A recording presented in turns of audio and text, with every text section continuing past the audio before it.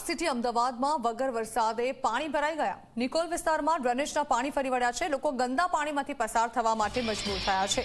અહીં 1.5 કિલોમીટરના રસ્તામાં ડ્રેનેજના પાણી ફરી વળ્યા છે। 5 દિવસથી આ પરિસ્થિતિ છે, જેના કારણે લોકો પરેશાન થઈ રહ્યા છે।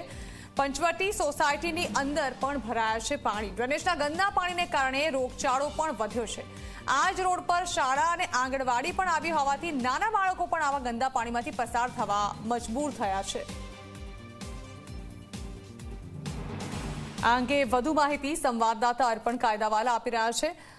અર્પણ, વગર વરસાદે પણ પાણી ભરાયેલા જોવા હોય તો અમદાવાદના કેટલાક વિસ્તારોની તસવીરો જોવી પડે। હાલ નિકોલની તસવીરો આપણે બતાવી રહ્યા છીએ, જ્યાં ડ્રેનેજના ગંદા પાણીમાંથી પસાર થવા લોકો મજબૂર બન્યા છે।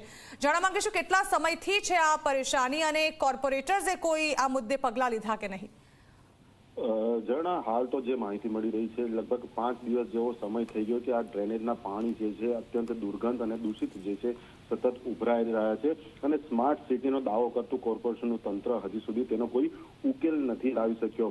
જમીનની નીચેનો આ સૌથી મોટો ભ્રષ્ટાચારનો વિષય છે, એટલા માટે કે જમીનની નીચે નિયમિત જે ડ્રેનેજ લાઇન છે, સ્ટોર્મ વોટર લાઇન છે, યોગ્ય સમય અને યોગ્ય રીતે ડિસિલ્ટિંગ એટલે કે સાફ થાય છે કે નહીં, તે અનેક પ્રશ્નો ઊભા કરે છે।